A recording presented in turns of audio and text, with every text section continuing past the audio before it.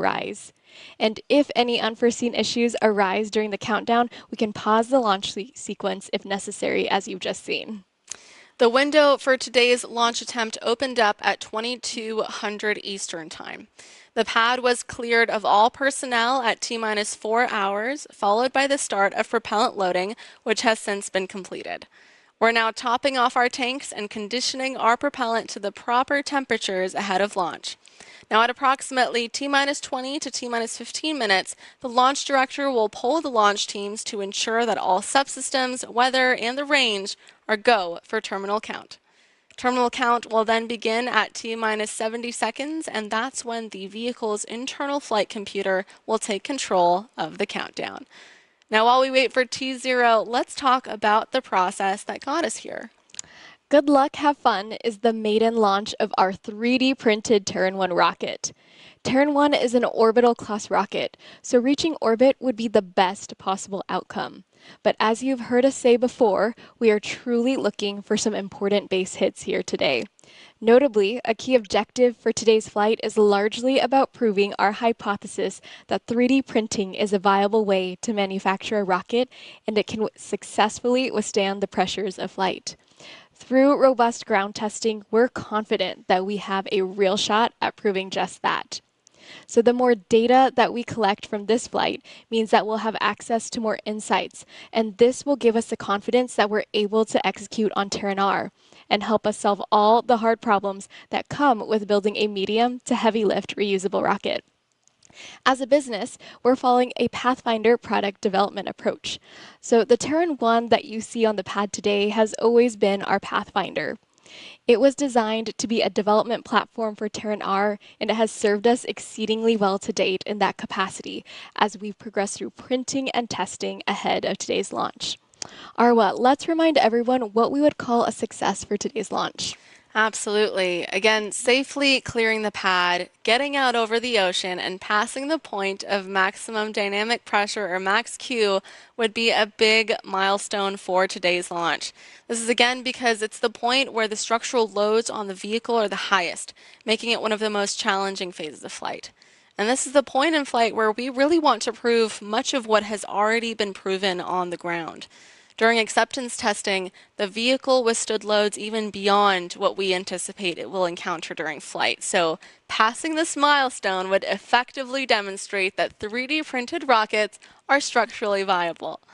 And then if we make it even further to stage separation, we will have achieved a full first stage flight, and that'll be another big accomplishment for the team. From there, we'll attempt to light the second stage and get Terran 1 to orbit. Stage 2 is targeting a 200 kilometer by 210 kilometer orbit, and this is not a traditional orbital target, but that is our target for today given this is our first launch and not a customer mission. As a reminder, we do not have a customer payload on this flight since it's not a customer mission. So instead, we are celebrating how far we've come by mounting our first ever metal 3D print from the first generation Stargate printer inside of Terran 1's nose cone. Of course, it was a failed print since no one had done it before. Let's go ahead and take a look at this memento. So that piece that you're seeing there is about 6.5 inches in diameter and weighs about 3.3 pounds. That is our first completed circular test article for which we used our first generation aluminum alloy. Since then, we've added a machined centerpiece with GLHF and our mitosis logo to commemorate this maiden launch. We would be excited to see this memento get to orbit. But to take a step back and set expectations, we want to note that we are unsure how much of the second stage flight we will be able to share with you live. While we do have cameras on board, we will be prioritizing vehicle telemetry sensor data for this launch in order to maximize our learnings, and as a result, the video connection could be spotty.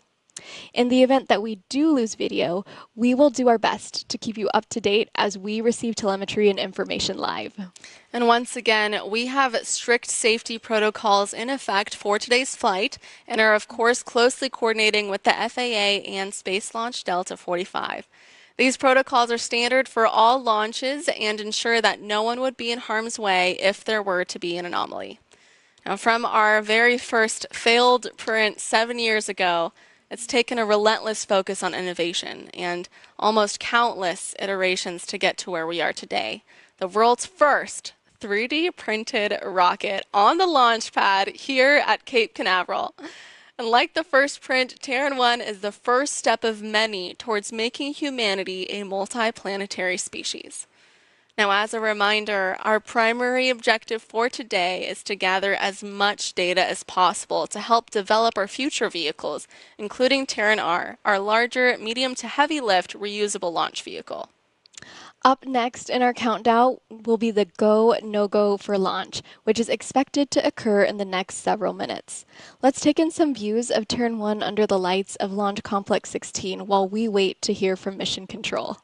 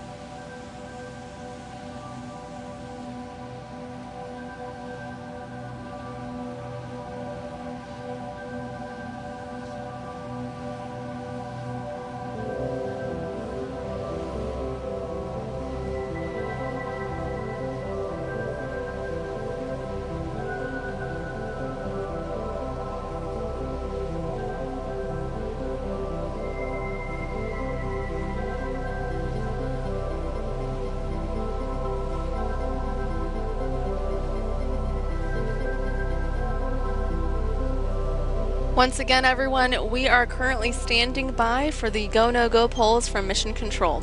This should occur in the next several minutes.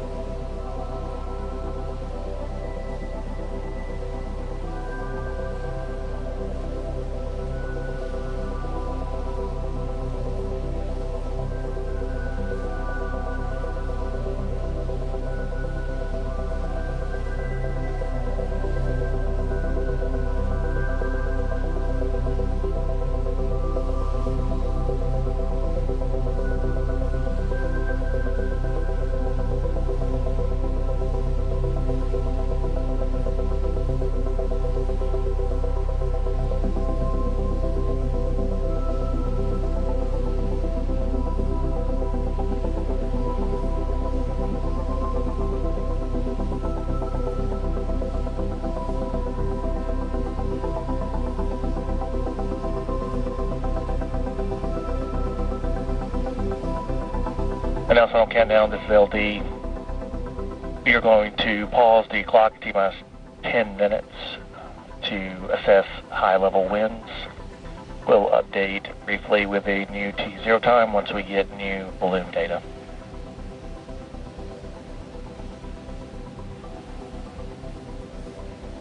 All right, as you heard from our launch director, Clay Walker, we are going to hold the clock at T-minus 10 minutes.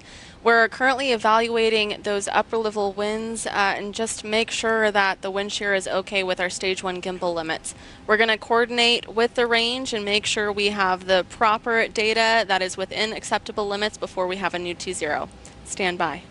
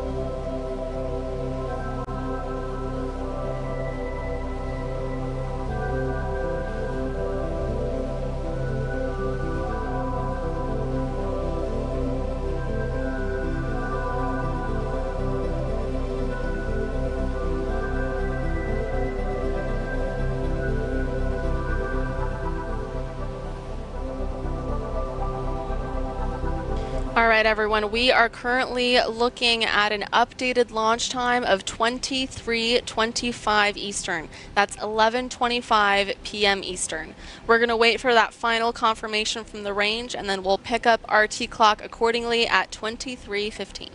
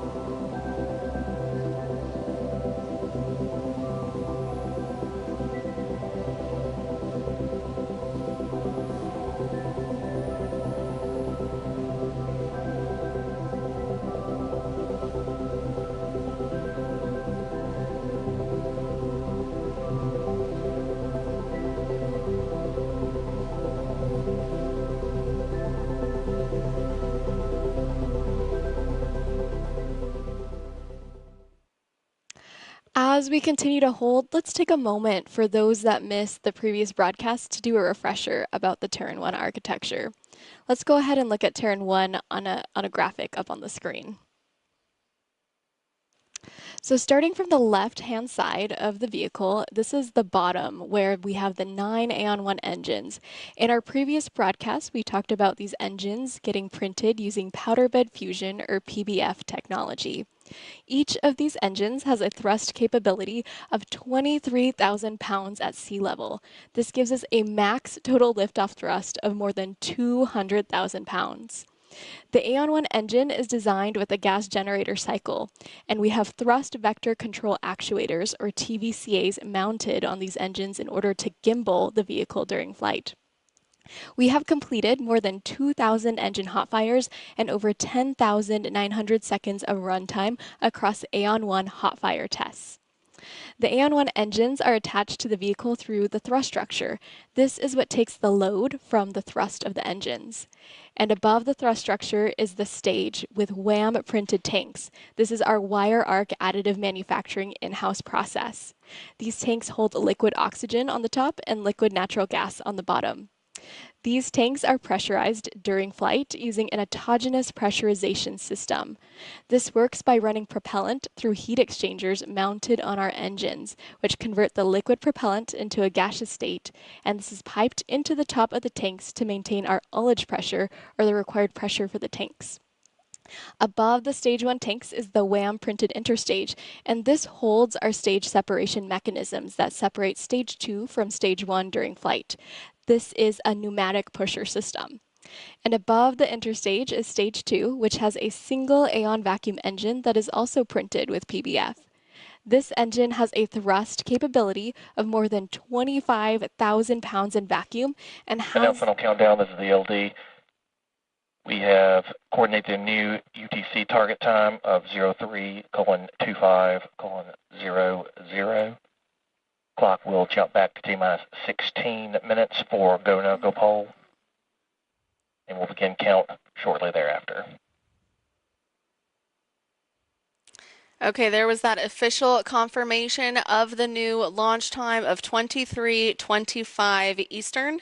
We are going to roll back the clock shortly to T-minus 16 minutes so we can go ahead and resume our go, no-go polling with our team of engineers and mission control, and we'll do that in alignment with 23:25.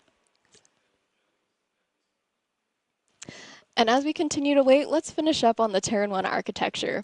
As I mentioned, Stage 2 has WAM printed tanks just like Stage 1. And above Stage 2 is the WAM printed nose cone. So for future missions, this would be replaced with a fairing and also have a separation system.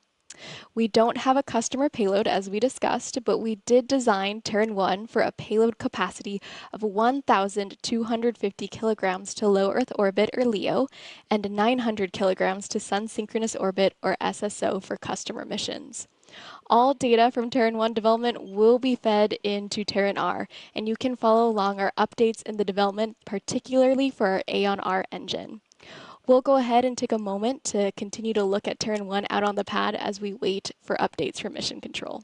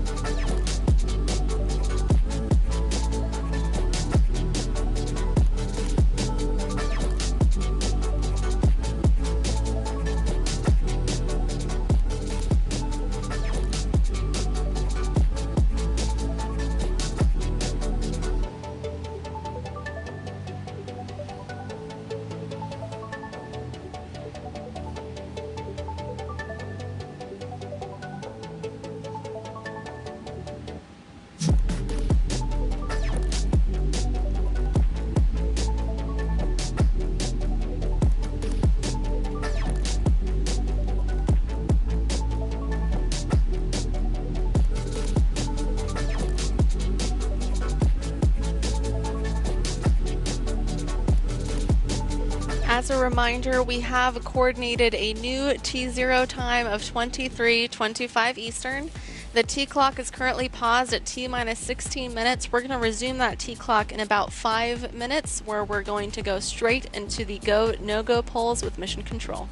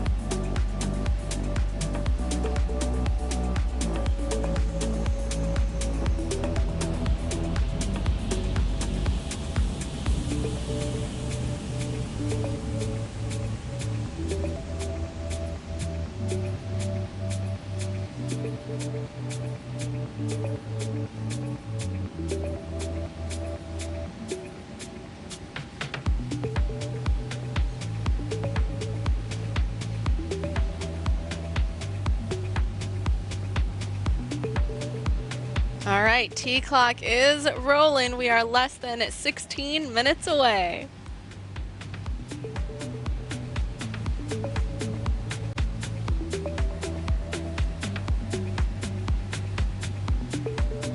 All parties on nets. This is the go, no go poll for launch. Please provide concurrence to proceed in the launch countdown with go, no go. VC. VC go. GC1. GC1 go. GC2. GC2 go. Ground. Ground go. AVI. AVI go. FTS. FTS go. RF. RF go. GNC.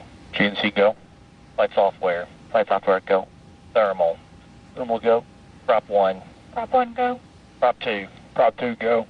Fluids 1. Fluids 1 go. Fluids 2. Fluids 2 go. Loads. Loads is go. Rock. Ranges go. OSM.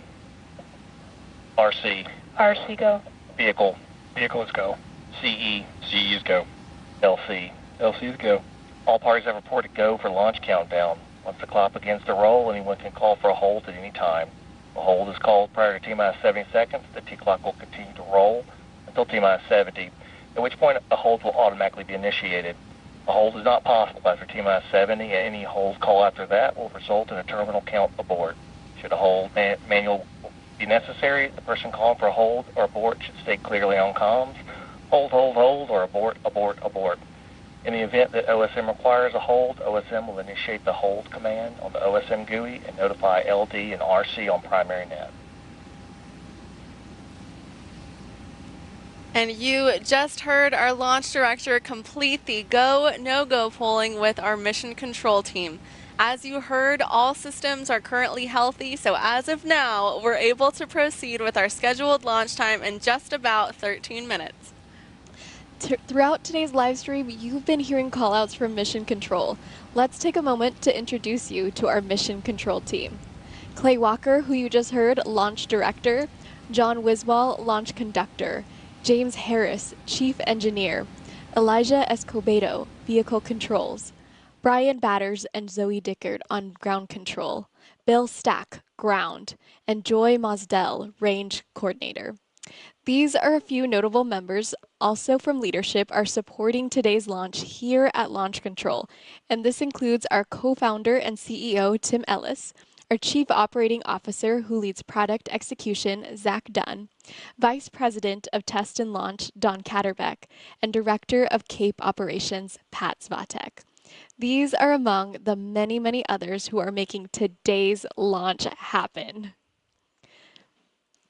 Let's go ahead and take a moment to pause and listen in for any other updates from Mission Control.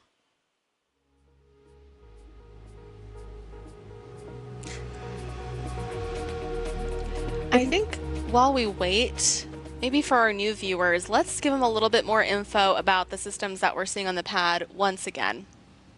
So the rocket rolls out of the hangar horizontally and is then lifted vertically by the transporter erector.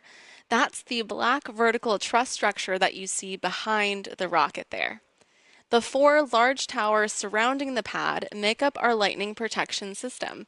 They protect the vehicle from any direct lightning strikes. Inside of those, you'll see 4 small black posts around the pad called rainbirds. They're used for acoustic mitigation for the rocket and do so by covering the pad with water to dampen the reflected acoustics at liftoff. The small flame that you see there at the bottom right hand of your screen was once again the flare stack. No need to worry, this is perfectly intentional. It burns off flammable gases from propellant loading, venting operations, and priming of the engine igniters. It's a little harder to see, but the small slide-looking structure beneath the vehicle is our water-cooled flame diverter.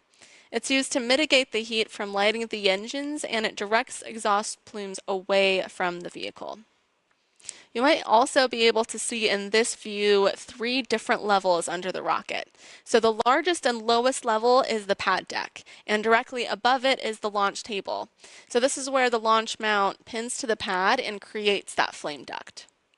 The launch mount on top of it is one component of the transporter erector. So it transfers loads into the pad deck during hot fire tests and engine ramp up at launch. It also contains the release system or hold downs and the quick disconnect or QD carriages that provide propellant and other commodities to the vehicle when it's on the ground. I do once again want to give a big shout out to the ground crews out here for all of their hard work. They've helped us build and operate this launch infrastructure and supported vehicle integration and testing. And of course, they helped us prepare the vehicle again for this third attempt. So thank you all so much for all of your incredible work.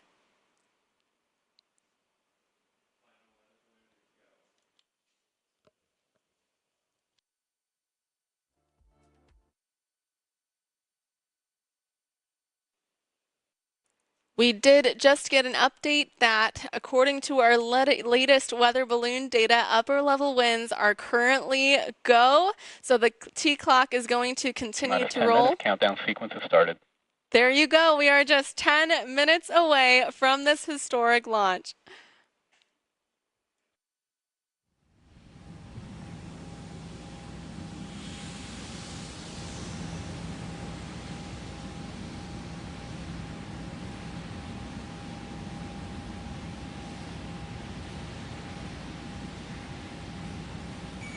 Filling propellant, supply targets.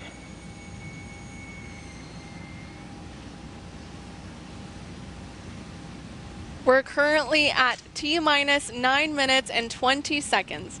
Now in the next few minutes until launch, you'll hear callouts from our engineers and mission control as we go through the final procedural steps before liftoff. We'll be pressing the tanks, priming the igniters, doing the final engine checkouts, retracting the strongback, and then getting that final go for launch. We're currently proceeding with the launch time of 11:25 Eastern. That is 23:25 Eastern. Let's continue to listen in.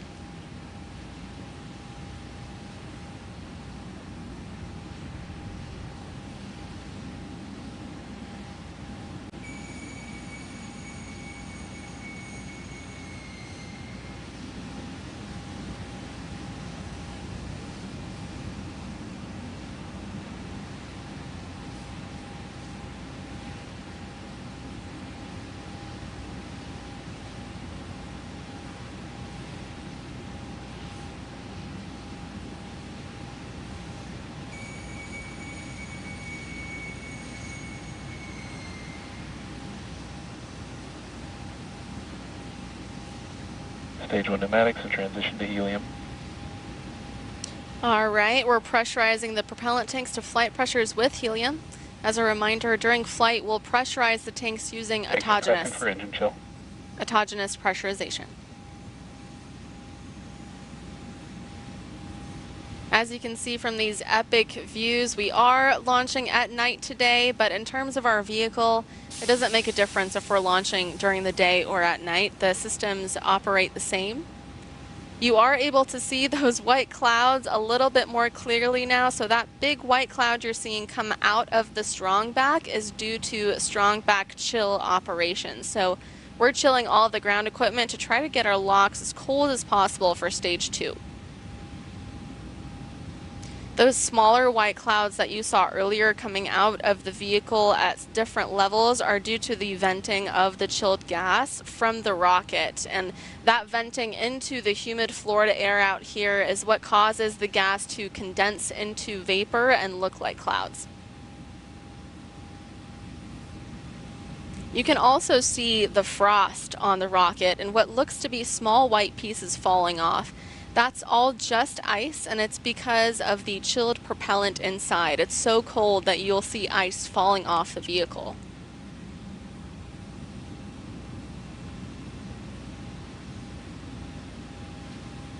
Stage 2 igniter is configured for priming.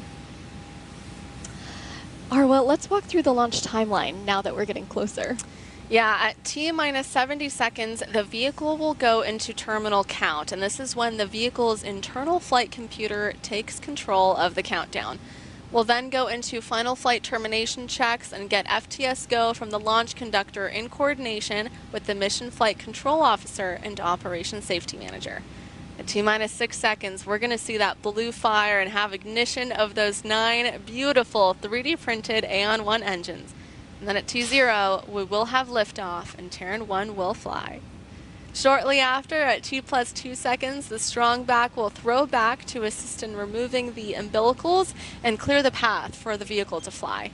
And then at T plus 12 seconds, we'll begin our pitch over program. So we'll go downrange in an easterly direction over the Atlantic Ocean. And then at T plus 80 seconds is that very important milestone of Max Q, where the structural loads on the vehicle are the highest. At approximately T plus 160 seconds, we'll get to main engine cutoff, or MECO, where the stage 1 engines will shut off. This is followed shortly by stage separation, and the Aeon vacuum engine will ignite on the second stage. Second stage will burn for a little under 5 minutes, then at approximately 463 seconds, we'll get to second engine cutoff, or SECO. We'll go ahead and tune back in to mission control.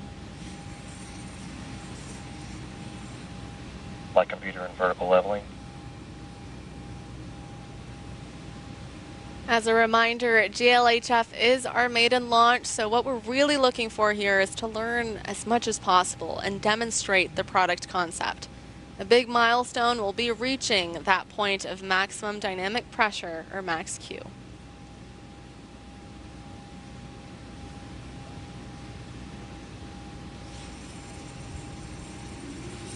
Stage 1 igniters are priming in.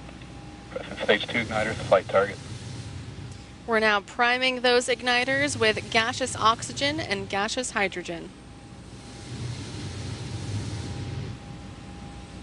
In just about 30 seconds, we're going to be looking for the transporter erector cradle to disengage.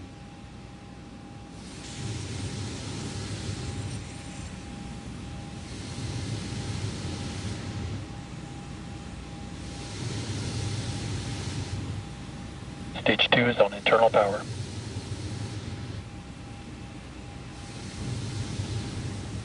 EE cradle disengaged. All right, now those cradle arms are going to slowly release stage 2 so the strong back can retract. You can see the arms opening up there.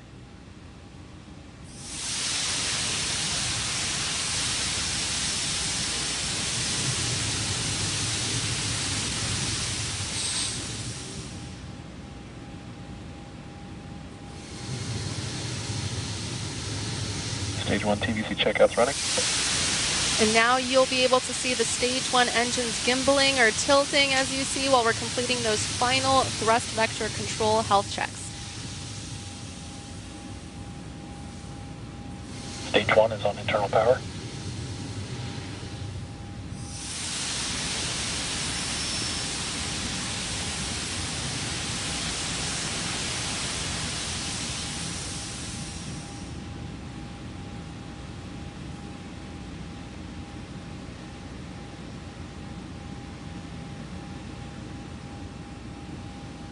The strong back will be retracting shortly here.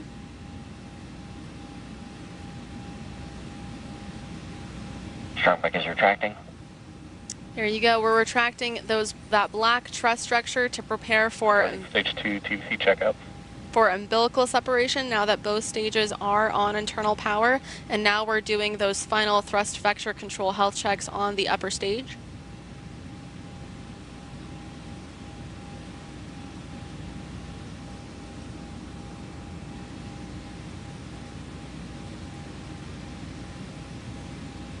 Starting final review of launch commit criteria.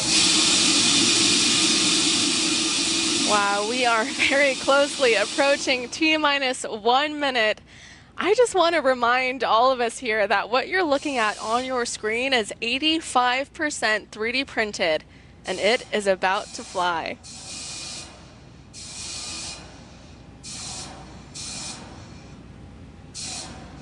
Next up, our range coordinator will ask the range for their final status.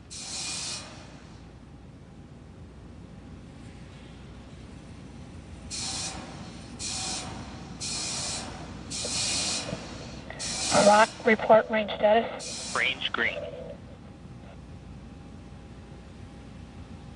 That was confirmation. The range is green for launch.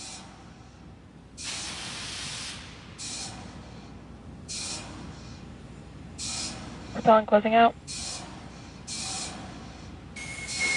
Flight computer configured for launch. Under 1 minute.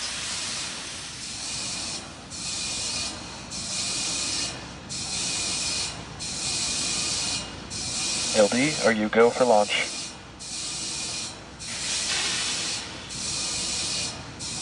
LD, go for launch. There's that final go for launch. We are just over 30 seconds away until the maiden launch of this vehicle. Good luck, Terran 1, and have fun. Here we go.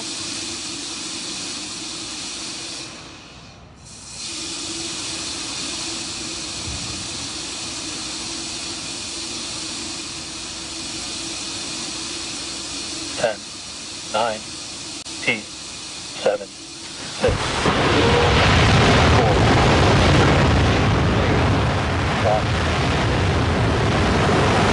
Liftoff.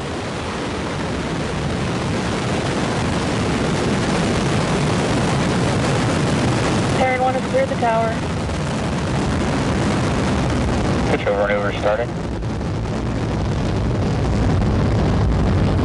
Launch pad safety. Look at that blue fire!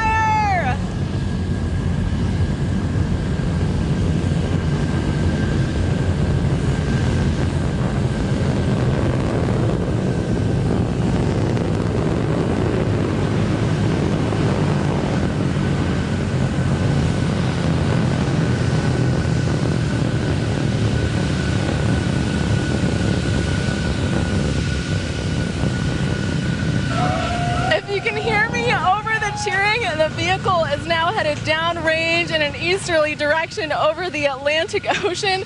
Our next ascent milestone is Max Q, around 80 seconds. Terran 1 is supersonic. Get telemetry switch over at the ground station.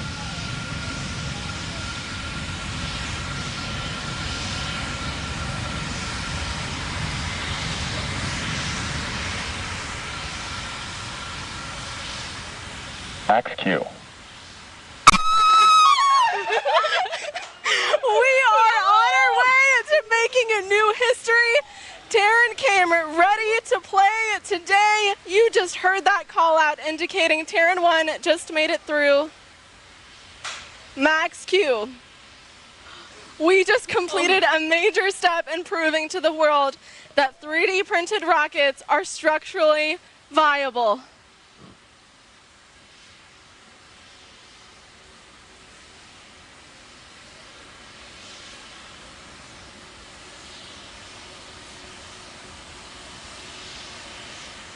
Up next, we'll be looking for a call out that stage 1 performance is nominal.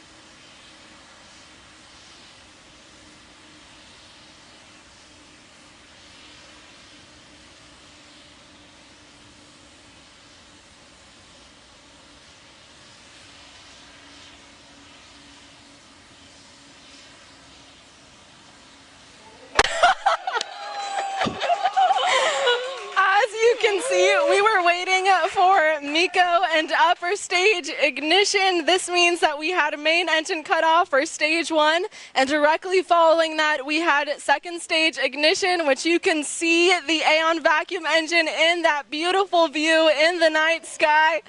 Reminder, there is no fairing for this maiden launch as we don't have a customer payload, but we do instead have a memento of the first ever circular test print.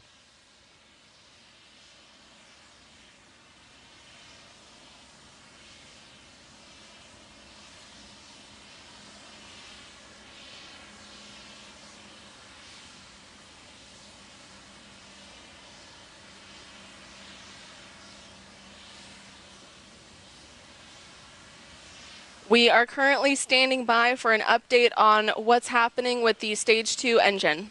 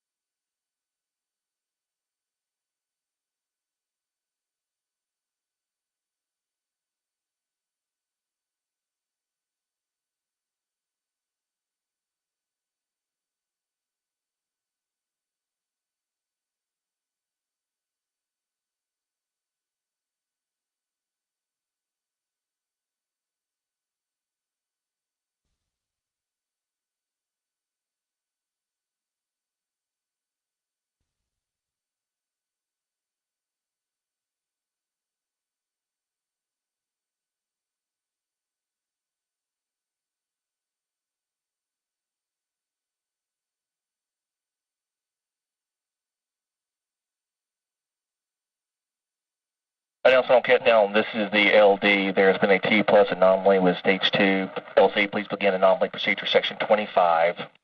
Copy.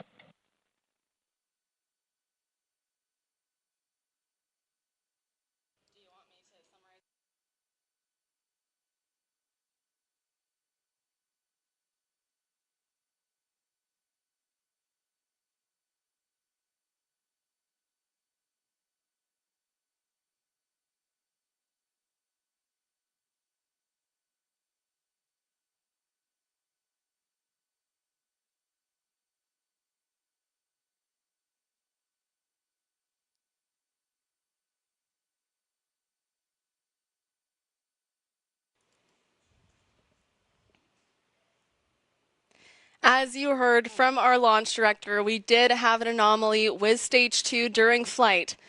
But maiden launches are always exciting, and today's flight was no exception. Although we didn't reach orbit, we significantly exceeded our key objectives for this first launch, and that objective was to gather data at Max Q, one of the most demanding phases of flight, and achieve stage separation. Today's flight data will be invaluable to our team as we look to further improve our rockets, including Terran R. Our team will now carefully analyze this data to determine what led to this outcome. So stay tuned to @Relativity Space on Twitter and relativityspace.com for additional updates in the days and weeks ahead. I want to thank the entire Relativity team for all of their hard work in getting us to this point. No one's ever attempted to launch a 3D printed rocket into orbit, and while we didn't make it all the way today, we gathered enough data to show that flying 3D printed rockets is possible. As Arwo mentioned, we will apply the lessons learned today in our future vehicle, Terran R. What we are doing has never been done before, but it is undoubtedly a worthwhile endeavor that will transform the aerospace industry forever. And with that, we will conclude our coverage for tonight. I am Rachelle Aniceto. It has been an honor. And I'm Arwa Tizani Kelly. Thank you, and see you next time.